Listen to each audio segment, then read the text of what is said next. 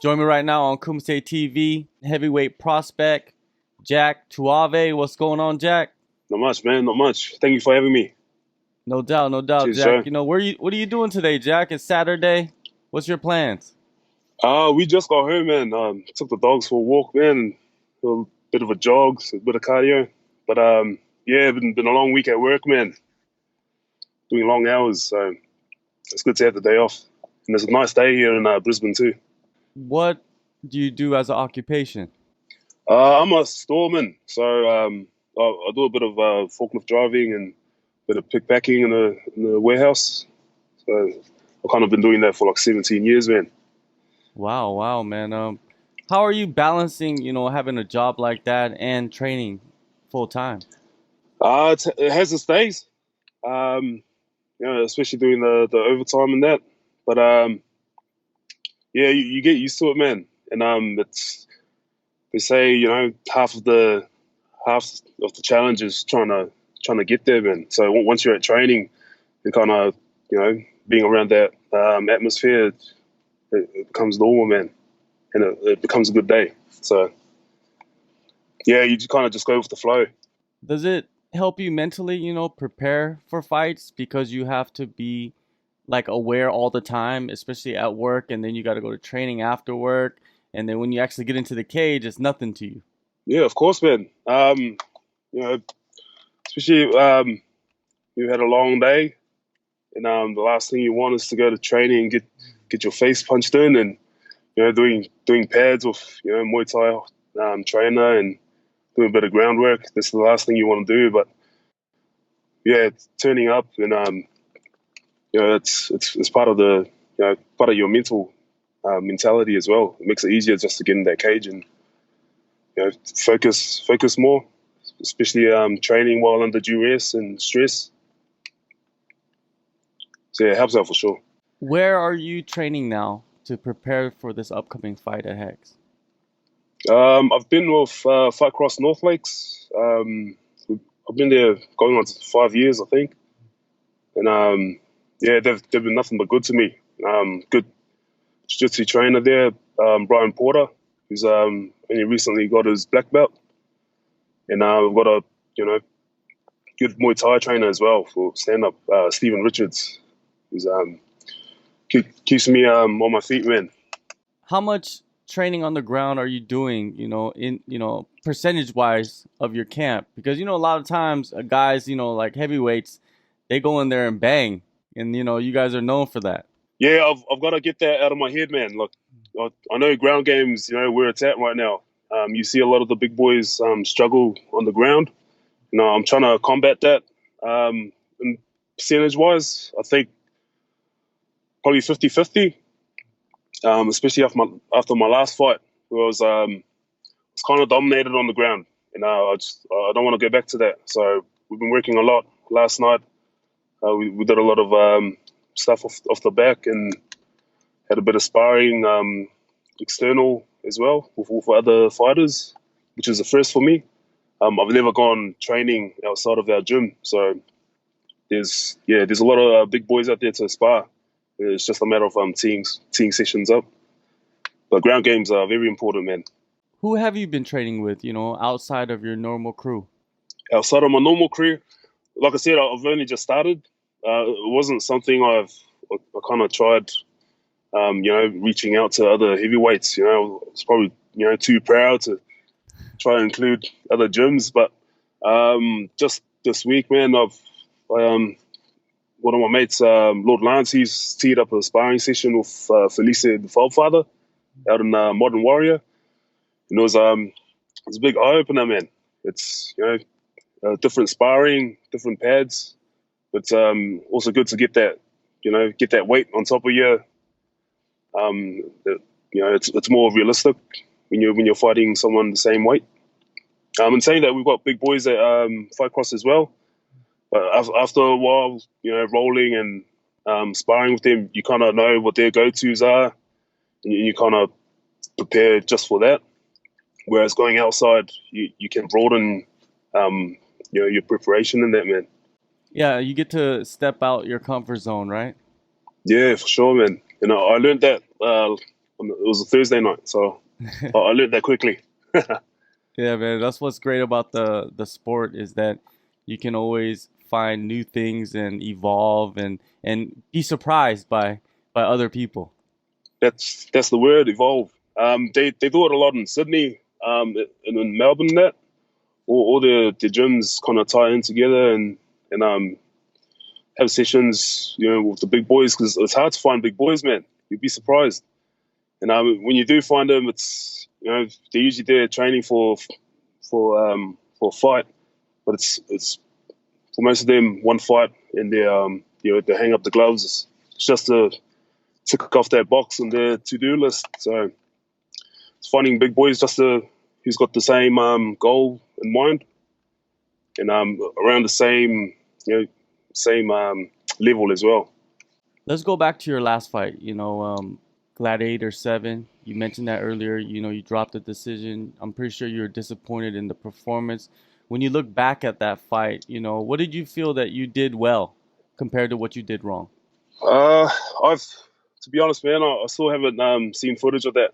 I can't bring myself to it, but I know it's good to go back and review your fights, pick up areas where you lacked and positives as well. But I thought I moved all right on the feet. Um, Prior to that, we were preparing for another big heavyweight who was kind of the complete opposite of what we ended up fighting. No disrespect to Hyon, but he had the perfect game plan, man. He'll throw a few strikes and took me down with ease. And what I learned from that was just being too casual, being a bit blasé, thinking I clipped him, and I ended up on my back for like 3/4 of the fight. So that took a lot out of my arms, and it kind of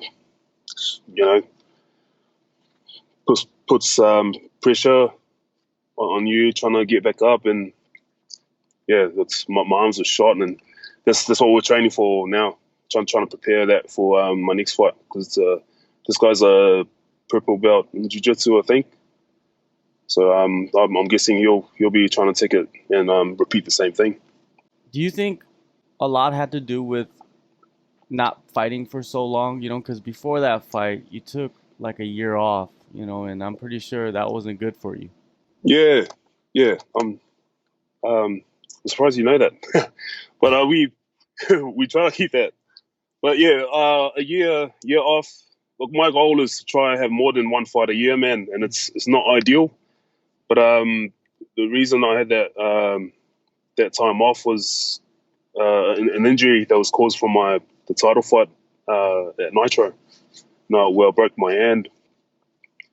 So I kind of had just over a year off, and that's exactly what happens, man. You kind of feel like you're back to scratch, and it does play a part in it. But it's not really an excuse when you're fighting kind of pro. You got to still prepare the best to your ability, so you can be the best. When you're in the cage, man. Yeah, man, there is no excuses, to be honest with you. As a fighter, I think that everything, is a reality. Like everything plays a part. Yeah, And I feel that talking about those things is the most important, because most people watching this interview, they're not fighters. So they're going to be like, they want yeah, to know what really happened, right? So I'm glad you're being yeah. honest. Now, let's move on to your next fight, man. Hex Fight Series Hex. 19, September 6th. You're taking on Randall Ray. Other than knowing that he's a jiu-jitsu guy, what kind of breakdown can you give me on him? I know he's not too shabby on the feet. He's had a few big fights. He's fought Paul Gallen, man, and, which is pretty cool. So it'll be good to get in the cage with him and just test standing up, and then if he wants to take it to the ground, man, I reckon we're prepared. We've been focusing a lot on the ground, especially after that Gladiators fight. So apart from that, man, I can't really tell you much. I don't like probably not at the stage to kind of study my opponents. I want to work on my own techniques and my own combos without I find sometimes when you watch and try to study their fights, you kind of tweak, kind of put you off your game, and you're trying to learn too much in a short amount of time. So we'll just stick to what we've been doing, for the last couple of years, and just adding in that wrestling and jiu-jitsu. I've done jiu-jitsu. Started that back in New Zealand when I was there. I've been in Australia for 7 years now, but I started at a gym there called Oliver. I did a couple of months there, which got me into the game. So it's not something I've neglected. Jiu-jitsu, I know it plays a big part in the MMA world. So it's just a matter of piecing it all together, man, and incorporating it into my fight game. Like your mentality moving forward? Is it like I need to fight as much as I can? I need to get to the highest level. Is that the mentality you have right now? You're gonna try to fight anybody to get to the get to the top? Like Bellator, UFC, one Yeah, championship. What is the goal for you? that's the mentality. Or else we wouldn't have taken this fight. I think Randall Ray's had about 17 fights. So of course he's got the experience, but it's like I said before, it's hard to find heavyweights that are keen to go all the way and not pull out like a couple of weeks out due to whatever reason, like injury or family commitments, man. And that's I know it's just the fight game, but ideally I'd like to have more than one fight, probably a fight every 3 months, man, or something. Because after that period of time, man, it feels like you're back to scratch. It's hard to motivate yourself when you don't have a fight lined up. Well, I guess that's all mentality as well. When you see a guy like Justin Tafa, right? I think he's unbeaten, and I think his record's like maybe 5-0, something like that, right? He Yeah, doesn't have that many fights, but he got signed to the UFC. When you see a guy like that, from the area, where you reside, Australia, does that kind of give you a light at the end of the tunnel? yeah, it is a boost. Like that it is possible. I was lined up with Tougher Mm. for a show that didn't end up going through. I don't know, something happened with the promoters or organizers, but I guess I missed the chance to kind of share the cage with him, man. But I know him, like I've met him a few times outside of the cage and just in public, and he's a good guy, man. So I'm real happy that he's made it that far. Yeah, like you said, it does beam a light at the end of the tunnel. Not just for myself, but every other. Like he's Samoan. We're the same race. So and he trains with the likes of Tuivasa and Hunt and that, and they will pave the way for us, man. It's time for us to kind of step up into the big stage, kind of showcase what we're made of too. So it's a huge boost, man. It keeps me driven, and hopefully we can go that far as well. Yeah, man. The reason why I ask you because I know that you're supposed to make your pro debut against Justin, for Yeah, yeah. Nitro. Jeez, you've done your homework, eh? It's awesome, Yeah, man. yeah. Of course, man. it's humbling, man, because I know I've only had 3 pro fights, and I know I'm not really in the public eye, man, and so for you to bring up that information, man, it's humbling. It's awesome. Yeah, you gotta be prepared when you do something, right? But I also know that Yeah, you true. carry around a title too. You have the Yeah. Nitro belt. What is going on with Nitro? They haven't had a show in a long time. Have they contacted you lately? No, I keep in touch with Lord Lance, who was matchmaking for Nitro, but I have no idea, man. I All I know is I've still got the heavyweight title hanging up in the gym, man. And if we don't hear from them, man, it's staying there. Yeah. Oh, hey, man, that's just a credential for you, as you Yeah, move yeah, along that you could use to kind of propel you to get it signed by a big promotion. Now, yeah. before I let you go, I want to get your thoughts on one thing. UFC 243 early October. Robert Whitaker is going to face Adesanya. Israel Adesanya. What is Yeah. your breakdown of this fight, and who do you think is going to take it? Eesh. It's a tight one, eh? It's hard. I always sit on the fence.